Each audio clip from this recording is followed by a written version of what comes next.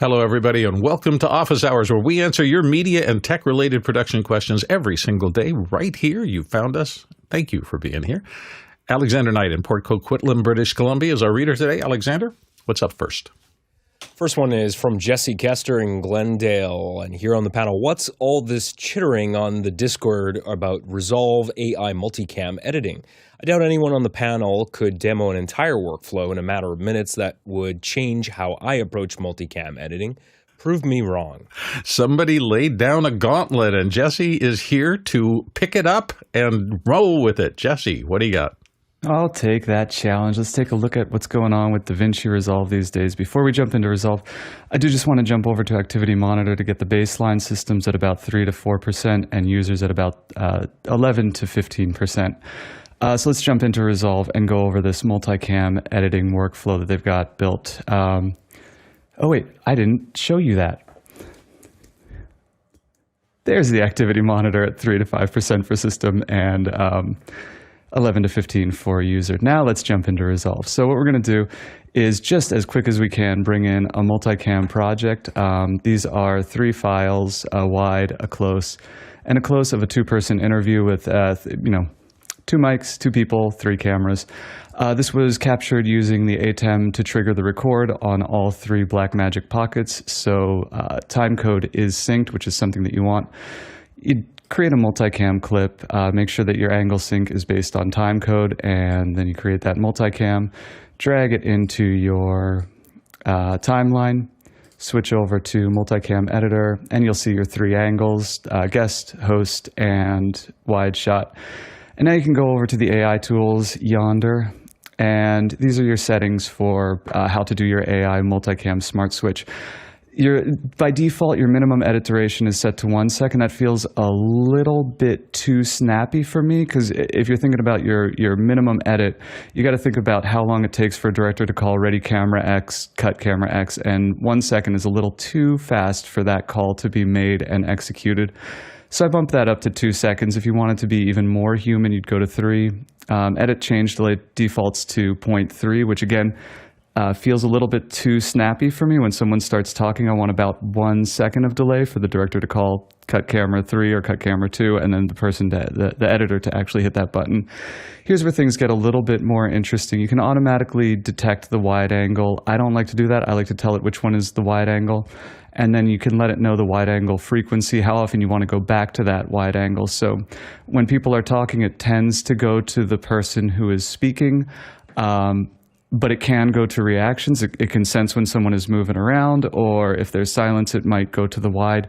So I leave that at, I identify the wide and then set the angle frequency to low, because if you set it to medium or high, it ping-pongs between the speaker and the wide anytime they stop to think about anything at all.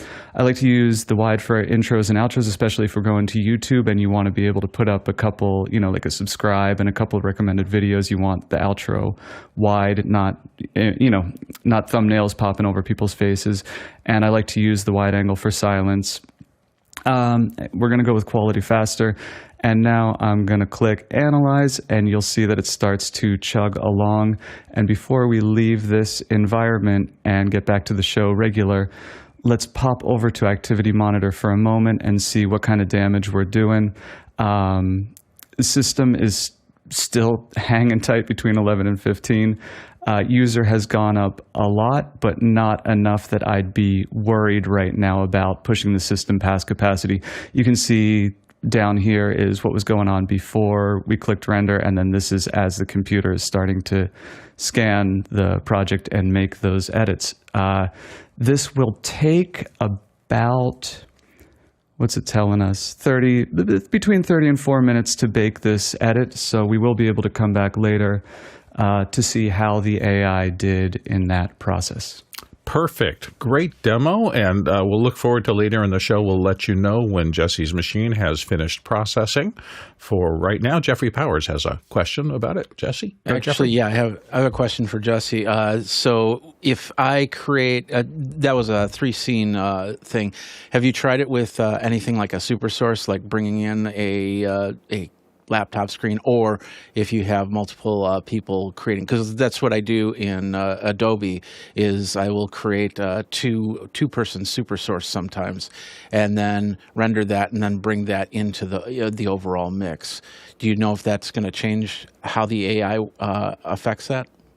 I have not done anything with super sources, and I can't guarantee it, but I guess it wouldn't really know when to cut to a computer. If you're demoing something on a computer, it seems to be taking the audio track and figuring out who's connected to that audio track and then going to that shot, unless you override that decision by going to a wide. It's pretty limited, but I think you're absolutely right. The next test is a fourth input of a computer or a screen or some kind of demo to go along with the speaking, to see if it has any concept of cutting to that.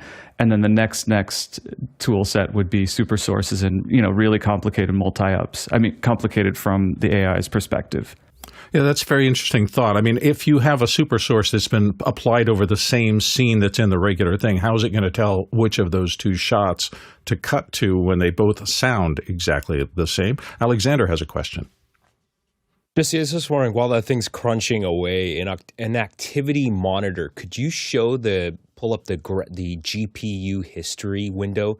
Because I think it'd be interesting for people to see, because when I looked at it, it seems like it is very heavily optimized, and it's barely touching the CPU. I think it is mostly using the GPU, which is a good thing, because that way it takes the stress off your system and doesn't slow the entire system down. There's Jesse's activity monitor up, if I'm seeing this correctly. There we go. Jesse, you still with us, or have you muted somehow? I'm still here. Thank you so much for. Whoa! Sorry. Pardon me on that. Honest mistake. We're looking for the activity. Yes. Yep. The activity monitor. Thank you so much. I apologize for that. No problem. So if you go to window in the menu bar there's a GPU history, which thank you so much. Yeah, that will show you what it's like, sort of the activity of the graphics processor, and then there's also a column inside of activity monitor that says GPU time. Anyways, it's very interesting. If people want to play with this, they should really look at the GPU history, because Blackmagic's done a lot of work to optimize and make sure that the graphics processor is doing its thing there. Yeah, so my question would be, if you're cutting go ahead. I'll leave those up throughout the render, and then we'll be able to see. It's only recording from when I open those windows, so we will. I'll leave those up, and then we will see how it did. Nice. One of the things I learned about multicam years ago when I started using it in Final Cut was that I would never try to get everything perfect on the first thing. And I think if I go to an AI kind of approach like this, it'll be the same thing. I like doing a base cut and then making specific decisions for the second one. And one of the things that was just so charming when I was learning multicam in the new era is that there's no penalty for going back and adjusting either cut points or doing additional cutaway shots and things like that. You're still saving so much time by having an initial punch through the show that gets it mostly right, and then I want to put my creative hat back on and go make it better with intent rather than automation. So everybody's going to work a little differently, but fascinating stuff. Thank you for that, Jesse. We'll be back to you as we get that closer to finish, and for right now, let's go to our next question. This one is from Michael Vossman in Atlanta. Not happy with using Zoom to record interview shows. I want ISO audio and 1080p video recordings of each participant, streaming to multiple platforms, and an easy-to-use interface with low cost. Looking at eCamm Live and Streamyard, recommendations. Alex Lindsay is familiar with all these, and we'll have some for you, Alex. You're really looking at Zoom ISO at this point. So you're, when you start to go, I'd like to have all of these things, Zoom ISO will give you all of those things as far as outputs go. You'll have to figure out what you're going to record on. I will say that when it matters, we still record on hardware. Like, we still have HyperDecks for every person that we're recording. You don't have to do that. We've definitely used Mimo Live as a way to record up to 4. And it can do more. We just haven't. You have to very carefully look at the CPU usage. So you start stacking those up. As far as audio tracks, what we've done is used things like loopback and audio hijack, and then you can just stack up as many channels as you want, record them all. So that's one way to record those multiple tracks. But you are looking at something that's more explicit at this point. Once you start saying, I want to record every participant, depends on how many participants, but it's just a matter of the limit of your hardware at that point. Again, I know a lot of people do it with software. Man, have I seen a lot of people fail, and there's nothing worse than losing one of your ISOs. It's not nearly the same conversation because now there's just a hole that floats along with everything else. So I haven't seen people consistently, day in, day out, record many ISOs, let's say 10 or 12 ISOs at a time, successfully every single time with software. I think it's probably possible, but you really have to make sure that you're at 40% CPU usage when you're recording. Hey, don't forget this show is entirely run by your questions. We're always taking them, and if you'd like to ask questions, chat about questions, vote on them, you can go to Makana, our Q&A system. Go to officehours.global/join. We'll send you an email within a day or two, and once you've done that, you can ask, vote on, very important, and discuss the show's questions in the live show community. It's a great bunch of people hang out here every single day in the chat about what we're talking about in the show, and a lot more information than we can get to in the time that we have. So that's officehours.global/join. Officehours.global/join will get you into the system. Next question. From the QR code, Ola A in Kent, UK is asking, could you give a brief overview of how vmix works in the cloud? Any helpful links you can share? Thanks. Alex Lindsay will do such. Alex? We should probably try to bring on somebody to talk through it. It's probably one of those good, kick off the hour kind of discussions. A lot of our vmix folks are come in on Fridays, and so you may want to also ask that question then. I don't think we would be able to answer that well today, but I think that it is something that we're using vmix on the weekends for our own show. For this show, we're doing and it's, I believe, in the cloud being used there. So it's a function of installing it there. And so we'll see if we can maybe do some kind of little intro one of these Fridays. We do have. We're expecting some folks from Zoom tomorrow, so stay tuned for that. Ooh, exciting Friday coming up tomorrow. Next question. Harold Williams in Portsmouth. I'm getting my feet wet in AWS Cloudformation Templates. The more I learn about AWS, the more I wonder what drove some Office Hours panelists to build their own cloud solutions on-prem. Could you elaborate? Jeffrey Power is going to start us off this morning. Jeffrey?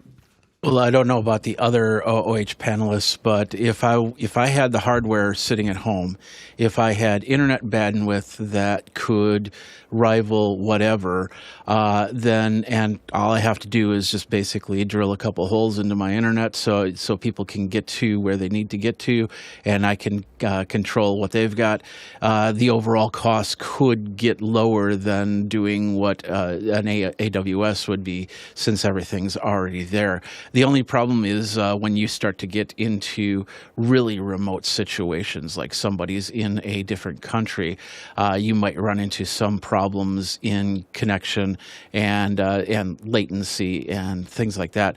So bringing that in, cloud solution might be a better solution for that. But for the most part, if you have the hardware, if you have the internet bandwidth, and you're paying for it anyway, why not? Alex Lindsay. Yeah, I'm wondering if you're referring to Guy, who's got kind of his own, the Cochrane Cloud.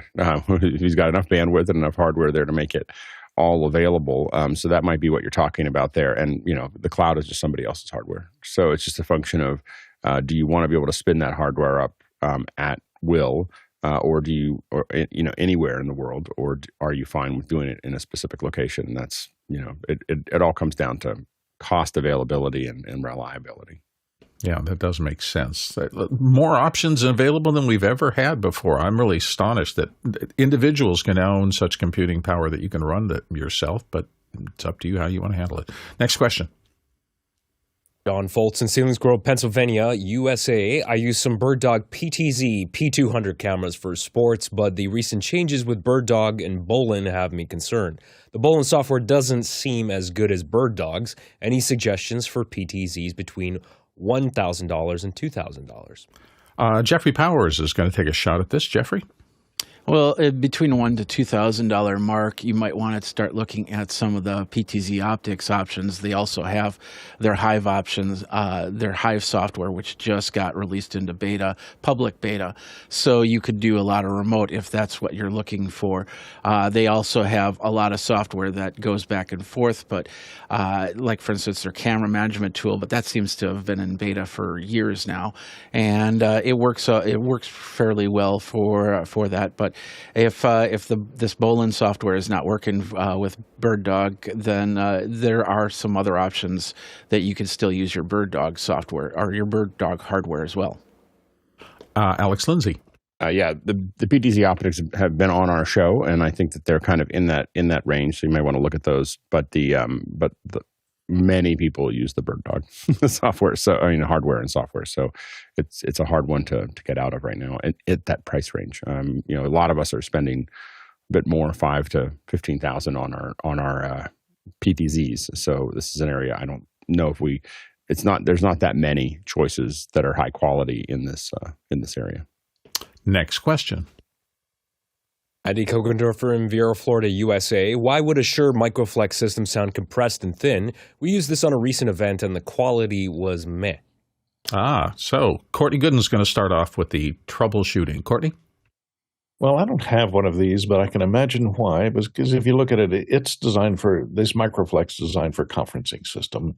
And it's in the 2.4 and 5 gigahertz Wi-Fi range. So it's you're competing for bandwidth with everybody else in that range. And also this uses, multiple transmitters sharing that bandwidth. And also it's designed for conferencing for voice. And you're not going to have full response microphones in there. They're going to be emphasizing the human voice. So they're peaky around 5 to 10,000 cycles. And they're going to have high pass filters on all these to eliminate, table rumble and noises that could come in from microphones mounted on a table, which they don't want going into the system. And of course, also, you're time slicing that bandwidth to multiple channels. So it's compressing it naturally to enable it to use that bandwidth, and it auto mixes and has auto level control. So you lose a lot of control when you go to the system. It's designed for maximum clarity to hear over that particular bandwidth. So you're not going to get, full rich sound that you would get here, like on office hours where we have professional microphones using the entire bandwidth. Alexander Knight. Sure makes good products, but one of the things, and I haven't used this particular Microflex system, but I will say that a lot of gooseneck mics, not just the ones made by Shure in the sort of $400 range, but they're not going to sound as good as a large diaphragm microphone, a condenser microphone with a 1-inch capsule, or even a dynamic microphone like an SM7B, or frankly, any handheld microphone. Now, that said, there's a lot of unknowns here. I don't know. We don't know what PA system you're using. We don't know if there's processing involved here. I'm sure there probably is. You're going to really want to check your whole pipeline, maybe come back to us with a reworked question and let us know what the PA is. Let us know if you've gone through all the processing settings, because it even could be a processing setting gone wrong, over compression, broadband noise reduction, if it's applied aggressively, can really just utterly decimate the audio and make it sound super thin as well. So there are a lot of things to check here. Also, the PA system and how that's EQ'd. There are a lot of factors involved here. Alex Lindsay. Yeah, I used to own 2 of these systems. There's no reason for them to sound thin or compressed. So the one place that you may hear bits of it, they're set into high density mode. So you want to make sure that that's not there, and that may reduce the amount of EQ that can be done later because of those bits being kind of added. So you want to make sure they're not in high density mode, which means there's 2 reasons that you do that. One is that you're in a contested space. FreeSpeak shares the same bandwidth as these mics. And so you got to make sure that you're not using both of them at the same time, or you have to be careful of that. And so to add channels, you can switch the mode. And again, they're a little bit more, you'll hear little bits in the kind of really off in the edges. of that process. But otherwise, there's no reason for them to sound any different. There's lots of different mics that they have there. They have table mics, but they also have handheld mics, and those handheld mics sound like any other Shure handheld mic. Again, the little bit of compression at the edges is something that bothered me enough that I don't use them anymore. But I think that the vast majority of people would never hear the difference between these and any other wireless mic. It's most likely some kind of EQ problem or PA problem that has been already discussed in the past. And don't forget that it being Thursday, The Rundown with David Paskin happens tonight, one of our office hours shows. David hosts a panel discussion, takes a deep dive into the why behind the latest technology. We're also traditionally, we're rolling out more shows over the course of time. Grant Whitehead has been doing extra hours on Monday nights for quite a while. For those of you who are not in a time zone that's friendly to when we start the main show, he does that at 6 p.m., as is David Paskin's show on Thursday. We're starting to do special shows on Tuesdays occasionally. We did one this week. So keep your eyes open. Get hooked up into the email blast, and you'll know about all of them. Next question. Roscoe Jones in Madison, Indiana. Is anyone shifting to more blue screen use for keying, since low light is less of an issue now for cameras, and with blue there can be less spill to clean up? Alex, your thoughts? In some cases, when the background's dark or you're in a dark environment, the blue might be a little easier to work with. There's still a lot less data there. So there's a lot less data in the blue record than there is in the green record. So it just really depends on what kind of background. But in a dark environment, with dark backgrounds, those are all things that you may want to think about. And people have been using blue for a long time in those areas, but it still doesn't erase the fact that 60% of your signal is in the green channel, and so you want to make sure that you are going to lose data if you capture in the blue channel to do keying. Yeah, it might be outdated thinking, but I've always thought of it as anything having to do with digital TV signals. Green has more bandwidth available for stuff, but if you're working with film, a lot of film shoots, they're both trash. Yeah. so the blue record and film is trash as well as, blue just gets beat up a lot, and so it's not as clean. But you make decisions based on what the background looks like, whether it's a dark scene. You make those decisions. They used to use blue until they understood how to do green, but the both of them get trashed in the blue record. The blue record is more noisy in both film and in digital. But when you change to blue, it's because there's something in green in the foreground. There's a dark background. There's those types of things. Yeah, I've always not. The first thing I do is look at the talent's eyes. We don't care that much about interior stuff. What we worry about is because if you do a good green screen, you can key plants from a green screen if it's tuned correctly. So it's not. And then we use garbage mats to kind of grab all the stuff that's interior. So it's really the only thing that you should be keying is the edges. So the last inch around a person on either side of that edge is the only thing that should matter. And if more of your background matters than that, then you're not doing it right. Alexander, do you want to weigh in on this? Oh, actually, more of a question for Alex, because you mentioned about how they used to use blue screens, and that actually reminded me, because I saw a behind the scenes for the Star Wars prequels. So why, still not sure exactly I understand why did they use blue screen? Because they use blue screen everywhere with those movies. Yeah. So, again, blue screen was the thing that most people were using at that time. As we moved to video, we definitely moved to green screen. As video cameras came in, because it was dramatically different. But the blue was still noisy before, and so it wasn't that it was, and they used a lot of different things. They used sodium vapor for Disney. Oh. So there's other colors. There's other colors that can be used, for those types of things. They only had like one or two cameras that would do that, I think. So blue was, used, and it was seen as what really changed things was that it was easier to key green, but green had more spill, and we didn't have digital spill removal tools. So without the digital spill, without unspill, which was an algorithm that we didn't start using until the early aughts, getting rid of the green spill was very difficult. When we had unspill calculations that were put in, which is different than despill, when those unspill were basically neutralizing those colors based on their channel. Once we had that, the green was a better key, and now we could get rid of the green. So we moved to, but unspill probably had the biggest impact on using green versus blue. And you still have, but again, you still have to be careful of how you expose it and where you put it. But you'll see that changed a lot with Ultimate. Yeah.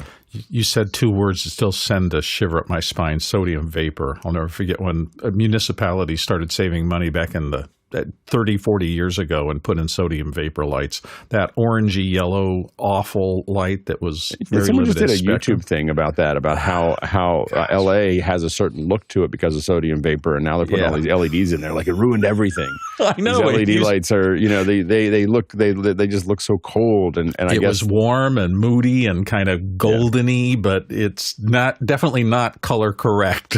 And I used to see that on monitors. Just, how am I going to deal with this? Next question. This one's from Craig Kadoki in Toronto, Canada. I got an email yesterday just after office hours ended. Sennheiser called yesterday 416 Day, as it's apparently the 50th anniversary of the MKH 416. Should we reflect on this great historic microphone or the poor timing of their marketing department? I'm going to hang my 416 on top of my TLM 1. No, I'm not going to do that. It's going to pull it down. Alexander, what do you think? The 416 is such a great microphone. How it came sort of into my world was basically from engineering voiceover sessions. I discovered that microphone. I'm like, why are they using shotguns? And people seem to really like the sound of that. Voiceover actors really adopted that microphone because it's an extreme proximity effect. You could really work that mic if you really wanted that extreme bass buildup. It just has a very specific sound to it. And of course, also, people use it in film production. People use it in broadcast. I mean, I know so many people that use that mic for sports events just to get ambient sound and stuff like that. So it's just become a great all-around, well-used microphone. And what can I say? It sounds good. So happy 50th. Jesse Kester.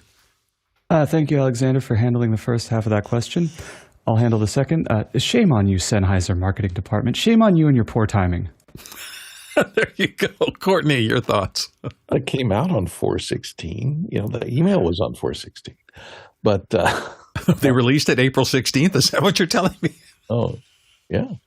There we go. I've used a 416 since it was a 415. So I felt pretty bad. So it was a tyke. Yeah. I had several 415s and I have several 416s. It is really the workhorse microphone of the television and film industry. It's used probably in more sitcoms than any other microphone in overhead booms because it has a nice even sound and can pick up at a distance, which, on sitcoms, you got to keep the booms out of the shot of the wide shot, and still gives you nice even dialogue. You have to have skilled boom operators because it does color the sound a little bit as you pan off if you miss the sweet spot on that microphone.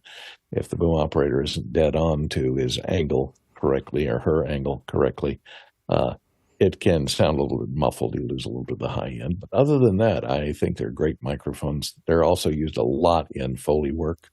So long live the 416. They're still around. They were kind of replaced by the MKH60.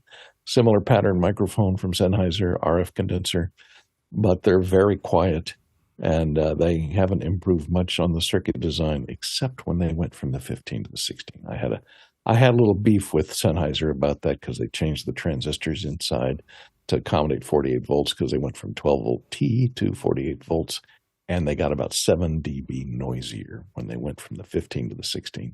I like the 15 series.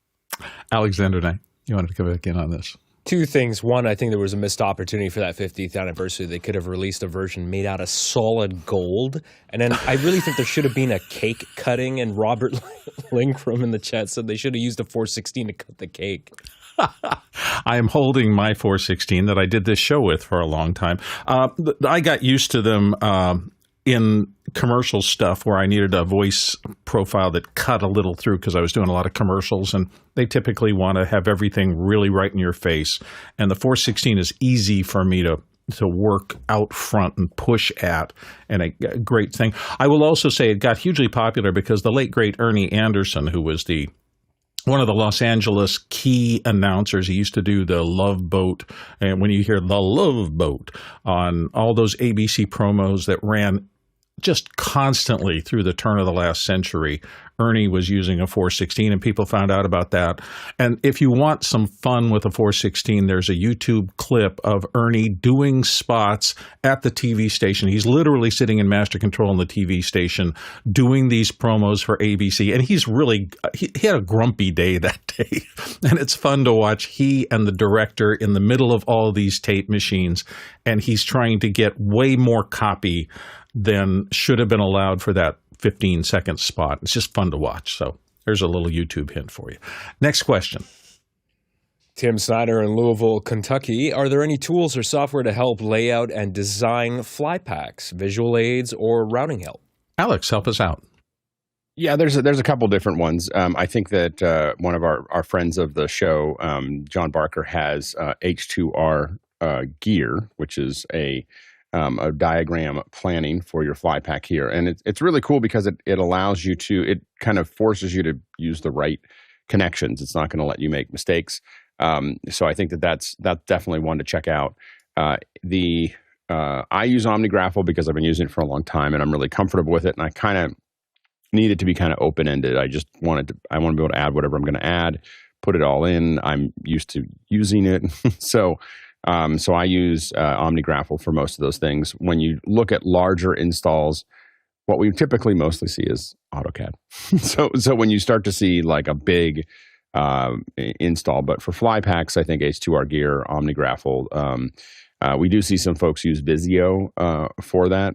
I find that Visio tends to produce drawings that look like cartoons, so I'm not a big fan of those. But I don't know what it is about it, but every one that I get feels like a cartoon. So I'm not as you'll start by putting lots of pictures in of your devices, but you can always tell when someone's done a lot of diagrams because all those pictures go away. Like the pictures of the devices go away and people just have blocks with I/O in them because the pictures don't print well. You can't accurately put what the I/O is. So a lot of that stuff goes away when people do a lot of them. Hey, if you have questions you want to get into the show, the quickest and easiest way is to use askofficehours.global. You can type that into any web browser anywhere. If you want to have an even easier way, you can take your camera and shoot the QR code I just tossed up on the screen. That'll get you to the same place, askofficehours.global. That's kind of the quick way. So if you're driving and you hear something and you desperately want to get a question in, just hit askofficehours.global and you can put that question in, and those questions will be held over to the next day in. So that's a little advantage of it, but it doesn't get you into the whole community like our regular Makana does. Next question. This one's from Andy Kokendorfer in Vieira, Florida, USA. Zoom outage yesterday. Discuss your backups. Yeah, everybody was talking about that this morning. Alex Lindsay? When was the Zoom outing? I feel like I was on Zoom a lot yesterday and I didn't notice it either. Somebody said 2:30 Pacific. Okay. So mid-afternoon. Yeah. Maybe I just missed it because I was in one at 3:30, so it must have been a pretty short outage. The hard part is that there really isn't a one-to-one backup for Zoom. So it's really important that they stay online because there's no one else is doing the kind of broadcast. So if you're just talking about meetings, obviously you can do Google, but we couldn't run this show on anything else. It's not like we could just go use Teams or something like that. And mostly it's just been that all the other platforms, they used to be close. But I think that after buying Liminal, Zoom just kept on adding features to a point where I don't see anyone else getting anywhere near what Zoom does. And so if you built your infrastructure around it, it would be very hard to move to something else because the rest of them are a word that I can't say on the show.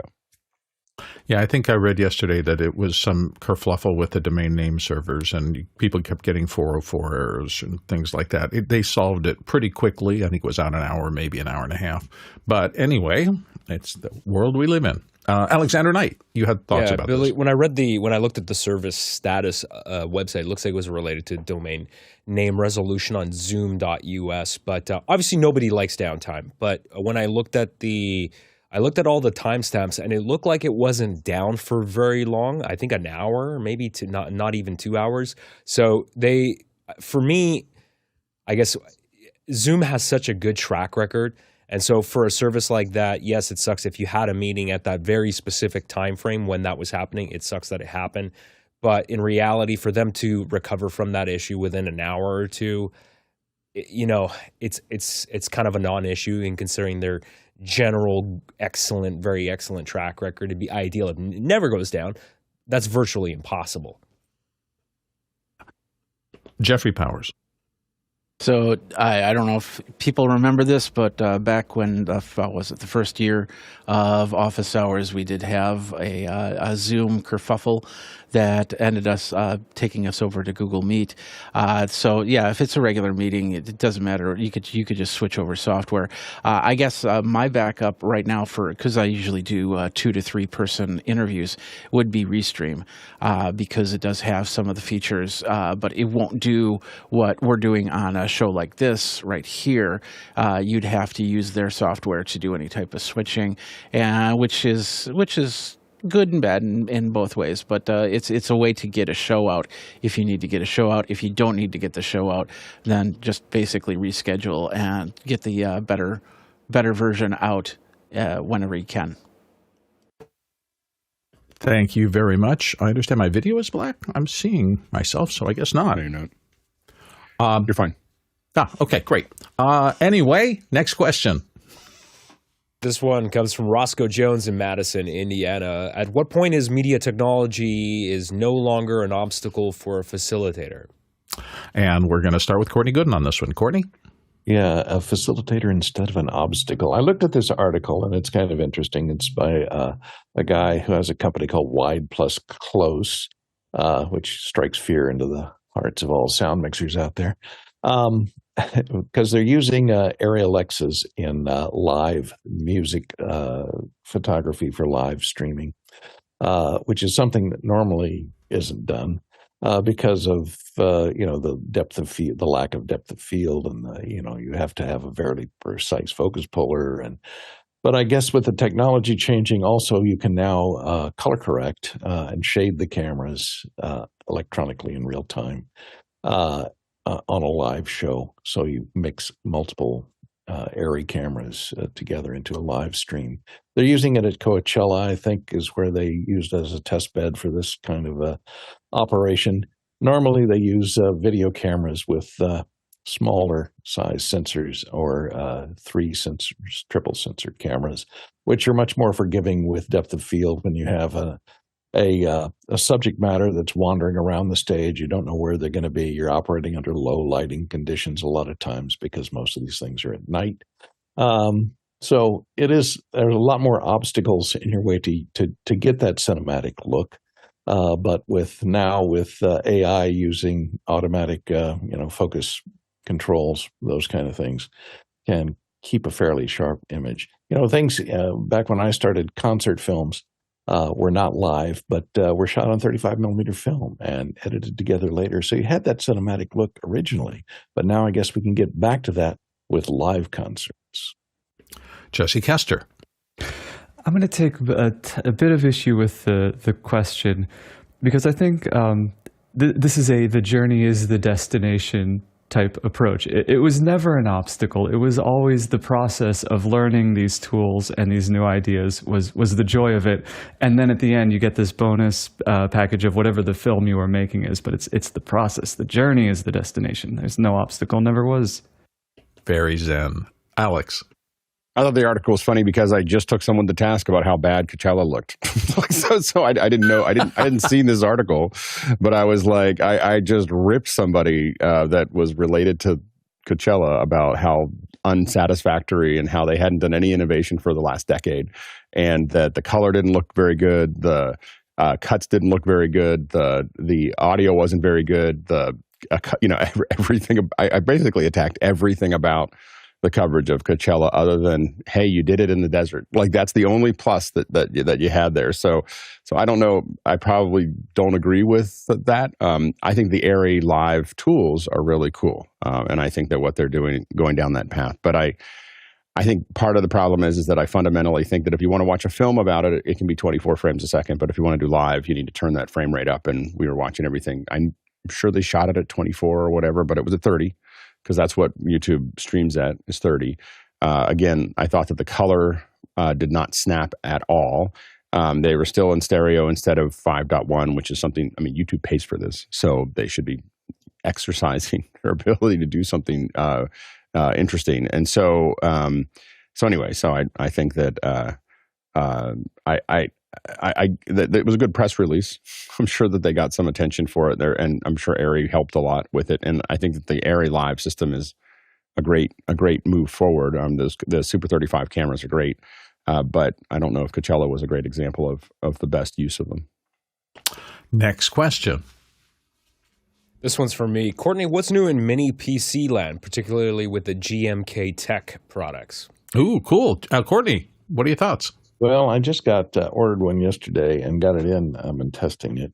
One of these GMKtec new mini PC, the G2, which is the Twin Lake N150 processor.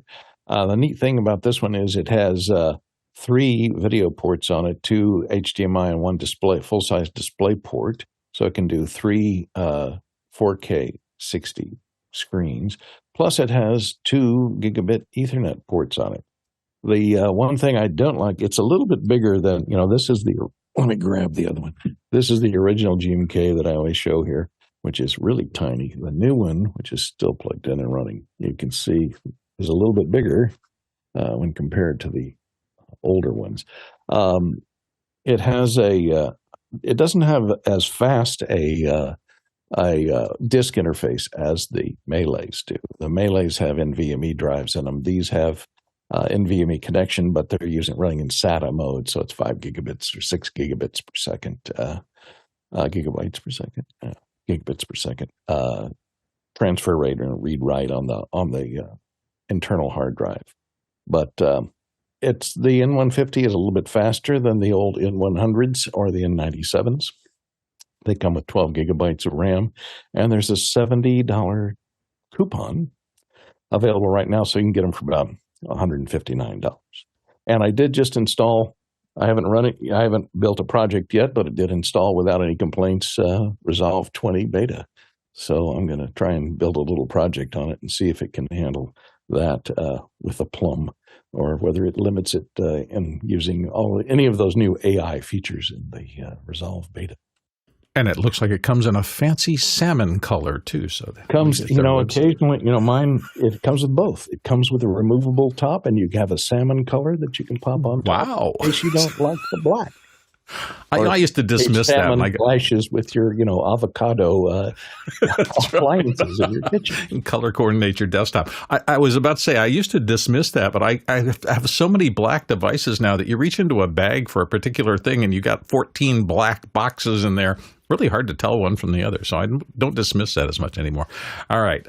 Hey, by the way, if you value what we do here, there are a few ways you can help. You can subscribe to our YouTube channel. That's simple. Also, volunteer if you'd like to. Volunteer at officehours.global/volunteer. Become part of the team that makes all this possible every day. Or you can donate at officehours.global/donate. We are a 501c3. Next question. This one's from Dave Trotman in Edmonton, Canada. Final Cut has a new matte feature called Magnetic Matte. Anyone tried it? Looks interesting. I use Final Cut all the time, but I haven't had any circumstances where I've had to create something. I'm mostly using Final Cut these days, oddly, as a DAW for my audiobook work, and I've got so much on my plate for that I haven't been editing as much content. Generally, Apple is slow to release new features. They put a lot of time and thought into it. My suspicion is that it will work pretty solidly. They don't tend to release things that are half-baked, but I haven't run across it personally. I haven't had to try it, but I'm going to keep my fingers crossed that it is like most of their other features and that it works really well and makes your life easier if you have to create a lot of mats. I'm going to assume that, like the magnetic timeline, this is something you can create, put onto something, and it, through AI, more than likely will follow edge outlines and things like that and move the mat for you rather than having to keyframe mat motions. If so, that'll be a big workflow enhancement for a lot of people who have to do a lot of this kind of work. Next question. Rajan Chantel in Los Angeles. Thoughts on the Move Light Go? And looks like there's a YouTube link there. Yeah, Jeffrey Powers has taken a look at it. Jeffrey, what do you think? Yeah, I did take a look at it. It looks really cool. And the best part is it is pretty affordable at $249 per unit. And with $25 for the remote. This basically turns your light into a PTL, pan tilt light, I guess. But you could set it up for multiple scenes. You could do like time-lapse dayscapes and things like that, or just have a light move across a screen. I personally don't have any use for it, but it's at that price, I could possibly get one and just have some stuff go through, but I also have some gobos that I can use for lighting as well if I wanted to have that, not with the precision that this thing has, but definitely something that I would look at if I needed it. The form factor looks a little bit like it's designed for an ellipsoidal or some other long kind of focusable light. Is that? Do you know how big that? I think it's a Bowens mount. Bowens mount? Okay. Mm-hmm. So that photography, that comes out of photography, and there's a gazillion accessories for the Bowens mount. Alex, have you looked at this? Yeah, it looks really good. I think that it would be, being able to aim things without having to bring them up and down makes a big difference. I think that at $250, it's great price. The interesting thing is that I really feel like I want to use that for a camera. The interesting, what they've done is they've said, well, we're not going to do something highly critical, but we're going to, it doesn't have to perform like it. Like I need a PTZ head for my cameras. What I don't want it to be is really, really junky. So there's some out there for the $50 to $250. They're really junky little heads for cameras. I don't need it to be fast. I don't need it to do pan and tilts while I'm on it. I just need to be able to move the camera around a little bit. I don't even need it to have a huge range.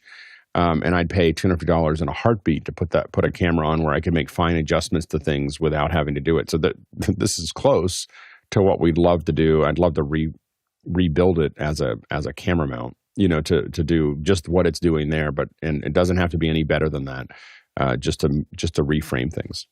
Well, it's got to have stepper motors that handle some weight if it's going to deal with it could probably do it. Yeah. I just feel like we'll buy one, tear it apart. Absolutely. build a new version, put up a video, and see if we can persuade them to go make one. Courtney Gooden, you had some thoughts. Yeah, I was wondering, I saw it has a remote control. I don't know if it has presets that you can save, so it'd be handy. It does. It doesn't? Oh. It does. It does have presets. Okay, great. So let's say if you've got multiple speakers coming up to a podium and you've got a backlight that, a tall speaker, short speaker, you can change the level of your backlight, the height of your backlight, and adjust your lighting according to speakers. So you could go to multiple presets or multiple setups just by hitting a button. I don't know if multiple units all operate off a single preset, so that you could set six, let's say six to be a preset. Oh yeah, get some network scene storage. In other words, yeah, that would be cool. And I imagine ladder sales are going to go down every year. Jeffrey Powers, yeah, too many ladders and too many studios. Jeffrey.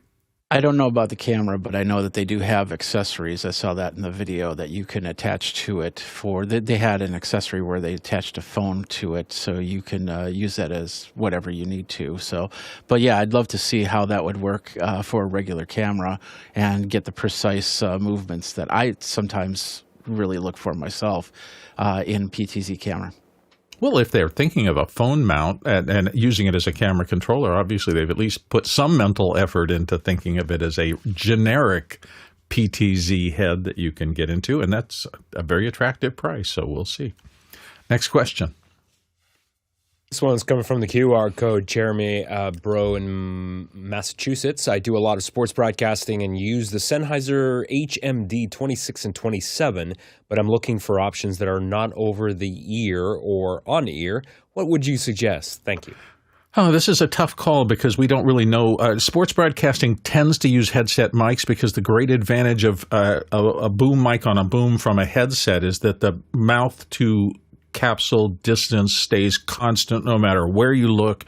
And I know sports broadcasters are constantly looking up information over here and that monitor over there. So having that completely fixed distance that travels with you wherever you move your head is really good for consistency. Alex, Lindsay, your thoughts? I think the question is what you're trying to get rid of. Are you trying to change the mic? I mean, Mickey suggested the Coles 4104, but that would change the mic. Or are you trying to get rid of the over the ear? It sounds like you're trying to get rid of the. You don't want. And the question there for you, Jeremy, is: do you want to get rid of the look of it, or do you want to get rid of the feel of it? As Mickey pointed out, plus in-ear monitors, and so in-ear, some version of an in-ear monitor should be able to get rid of most of the sound, and then it's just a function of figuring out what mic you want to use to make that work. I don't find that. I think the Coles is very effective. It's not very camera ready, in my opinion. It looks a little silly. Yeah, it is the weirdest looking mic of all the mics we see commonly in sports. I mean, I've seen people use it, and it sounds good, but when you cut to them, you're like, "Ooh, what's going on over there?" Like if you don't know what you're looking at, I don't know if I would use that on air. So if you're trying to clean up the look, then you're going to have to figure out what you use there. I mean, if you look at the NFL, I believe that they're using DPAs, right now for these. There's a really hardened one that I'm not sure if it's a DPA or not, but I believe that they're using DPAs for some of the NFL stuff right now. And for those of you who aren't familiar with, this is the Coles 4104, commonly called the lip mic because it has that little bar at the top that you literally put under your nose at the top of your mouth, and then it covers your entire mouth. It is a ribbon mic, as I recall, and it is the best mic for absolute noisy things if you don't mind having that covering the bottom of your face. They used a lot, I understand, in motorsports because it can be so loud watching those Indy cars go around a track that it really cuts through a lot of stuff like that. But it's weird looking. Sorry, Coles, but it's just weird. Next question. Jesse Kester in Glendale, how are things going over in DaVinci Resolve AI Multicam SmartSwitch land? Any results you can share? I don't use that, so I don't know. Jesse. Go ahead, Jesse. Jesse. Jesse, if you throw yourself the question, you have to raise your hand. You have to raise your hand. Like, that's the other side of the cockroach. I'm just a dumb show host. I look for the name below it. There's not one there. I'm so busy clicking around and trying to get everything ready. Thank you for your patience. How did it go, Jesse? Okay. Before we get to Resolve, let's just take a look at our activity monitor. So you can see the GPU over here. This is when it was crunching. And as soon as it's done crunching, it plummets off. This spike here is when I was back in Resolve clicking around and updating things. Another quick little thing I wanted to take a look at is network usage. So you'll see Zoom up here is passing through a lot of data. But if you find DaVinci Resolve, this was all being done locally. It's not like it was streaming the footage to a cloud server or anything like that. This edit was being done entirely on the computer here. That's nice. Yeah, and it did not do any damage. It wasn't using enough of the processor, GPU, or CPU to affect my presence in the meeting. So you can do other stuff while it's crunching a multicam edit. So let's look at what it actually did. So here's the edit it handed back. First thing I want to do is select the multicams and flatten that. So we're going to flatten multicam, and we'll copy the grades. And what you're seeing here is the color-coded footage, so you'll know about how much of each shot it's using. The bubblegum is the interviewee, the chocolate is the interviewer, and you have to look to find where it goes wide. But there you go, there's the wide shot. So that's how with, one button press, if you hit record at the ATEM level and have a bunch of Blackmagic pockets, you could be doing a 6K raw interview with one button press for record and then about 2 minutes of setting up the AI multicam edit and delivering something. It's been competent. What we've gotten back is absolutely competent. There are two things it kind of misses. It catches some reactions. It doesn't catch all reactions. And sometimes, because you're there in the room doing the interview, you know that you're talking and the other person does something in response. that is very specific to what you're talking about, it doesn't understand that context. So it still is good to have some system of taking notes while you're doing the interview, so you can go back in and find those moments that you know, but a computer doesn't know. But, in terms of like reducing workload, this takes so much off the assistant editor, and now they can focus instead on actually creative decisions. This takes like the really boring technical stuff off the table and would allow that AE to be going through transcripts of the edit to be making decisions about what you're going to pull and focus on, instead of having someone just going through and clicking and clicking and clicking to get to the speaker. Really incredibly powerful tool sets, and I'm very excited to be implementing this into our workflow moving forward. Alex, you had some thoughts? Yeah, and I think the key word that Jesse said there was competent. And the vast majority of people who do edits are not very good at them. And so a lot of us will look at, I might go through and clean this up a little bit or do this other thing. But the reality is that if you're working in a marketing department and you don't have an editor and you're just trying to get some interviews done, this is going to do a better job than a lot of folks who didn't do any training or don't have a lot of practice. It's just going to go through and kind of do a reasonably good job. And if you're doing lots of it, that you don't have time to go back and look. So I think we always want to look at where is this going to be used? Is it going to replace a highly skilled editor? No. Maybe it saves them some time, maybe not. But is it going to, like, I've got all these interviews that I'm pumping out that just have to have, for my podcast. Like if you look at podcasts now, there's a strong push towards video for podcasts, but you have a lot of audio people that don't know how to cut video. This is going to be a boom for all of those folks. And this is why you want to be in the chat and why you want to be in Mukana. Guy Cochran popped in and says, yep, you still have to raise your hand to throw and receive a proper Cochran, to which Alexander Knight on the panel replied, I'm Guy Cochran and I approve this message. So it's just fun to be in the chat during the show sometimes. Next question. Rajan Chandil in Los Angeles. Mac Mini M4 power button question. Is this 3D printed thingaverse item still the best solution? Ooh, and he's got a link to it. And a lot of people want to weigh in. Jeffrey Powers, go. A really quick story. I actually was doing some troubleshooting with somebody that had an M4, and during their peak, as they're using Topaz in there, and as the peak, all of a sudden the Mini turned off, and we thought it was an overheat situation, but it was the fact that they had one of these 3D printed buttons added to the bottom of the M4, which over time and a little bit of heat, anything that's 3D printed can warp a little bit, and all of a sudden it's pressing on the button and turning off your machine. The best thing to do is just to figure out a way to get your finger into the button rather than get a 3D printed device that's going to be touching the button for the off chance that it's actually going to turn off your machine. So I would highly recommend that you do think of that way first. Otherwise, this looks like a pretty decent comparison, but once again, through time and through a little bit of heat, the 3D print filaments are going to start to warp a little bit. Alex Lindsay. Yeah, I went this route. So I got this little my Mac little holder for my Mac Mini, and the button's now right on the side. so it looks like a little Mac Pro. It's so cute, and it totally works. It was Chris Fenwick sent me a picture of it, and within like 60 seconds, I had it on order, and it's working great. There you go. So That's awesome. Courtney.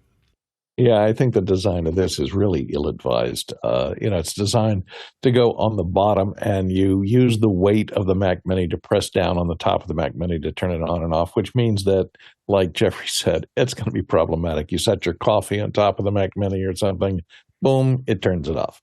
I think the best solution is just leave it on all the time and use a power strip with a switch on it to turn it on and off. You set the Mac Mini to come on automatically or return automatically when the power is reapplied, and you never have to reach that switch again after the first time. Just use your power strip to turn it on and off. Mickey's comment. Raj, an accessory that turns the entire device into a power button? What could possibly go wrong? Anyway, next question. From the QR code, Sean Smith in Cary, North Carolina. I'm a pro sports DJ using IEMs and want to stop wearing a second headset due to comms. I'm considering UE Comms IEMs. How can I get my DJ headphone mix from the DDJ Rev 7 controller in one side and have comms listen on other and still be able to use talkback? Alex Lindsay's going to help you out. Alex? There's a lot of different ways you can mix things in, but I will tell you that I switched over years ago to these, and these are bone induction. This is the Shox Open Comms, and I use these for comms, and I use them as bone induction. I can't find a lot of bone induction that's wired, but I have a couple of these, and that I just swap them out if the battery goes south. The advantage of this is that I am able to have full ears in my ears while I'm of production of the whatever's happening, the show, and I'm still able to hear comms over top of that, and I'm still able to interact with folks to do that. And so it depends on what your comms are.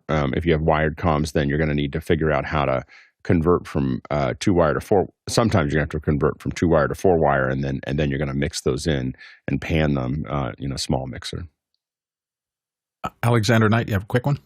Yeah, I don't know UE comms, but so the Rev 7 controller, so that's made by Pioneer. So all these DJ decks have additional line level inputs over unbalanced RCA, unfortunately. So if you could get a mix from comms, the way I would do it is I would feed that into one of your line level inputs, and that way you can actually mix it and blend it in with your whatever other local sources or whatever USB playback is coming in through the computer into the Rev 7. Thank you for watching today. We appreciate you being here and do it. We have to say our big thank yous, and they are huge every day, to all the constituencies that make this possible, particularly those of you who are watching the show, our producers, because you do really produce this show by asking your questions and voting those questions up and down in the Mukana back-end system. So thank you to all of you who watched and participated. To our panelists, without them, we don't have a show as well, and their knowledge and expertise over the course of their entire careers that they freely share is one of our greatest assets here at Office Hours. And to the back-end crew, never forgotten, because we understand that without them, all the complexity that we built into this and all the testing and the looking at things, and really more than anything else, this show has been a test bed for trying to understand the new world of shows across IP through Zoom and things like that. And we really do have a complex system, and we're learning every single day here and doing our best to pass it along to everybody who watches. And the back-end crew is an incredible part of that. If you could see the number of people who touch this show every day and add their expertise, it would flabbergast you. So thank you to them as well. We always end the show with a talk traversal. Today, if you had asked these questions in person and traveled around to the people submitting them, you would have traveled 25,000 miles. It's 41,000 kilometers, 200 million bananas for scale. Thanks for watching today. We'll see you tomorrow.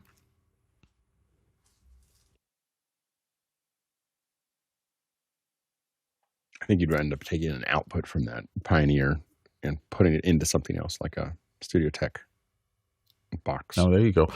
Jesse, great demo today, by the way. I thought you did that. Oh, he left already. I can't. Oh, shoot, I'm too late. He's gone. I know. Look, he's editing something else. Yeah, well done. He took a day and pulled that all together. I thought it really worked well.